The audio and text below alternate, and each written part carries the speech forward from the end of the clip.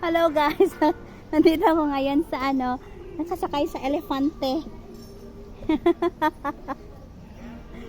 May fear of heights kasi ako kaunti. But for the picture, at for the, for the experience, yeah. Kaya, ayan o.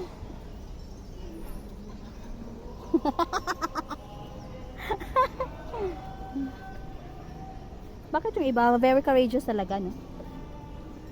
Ay! Wow! Ate!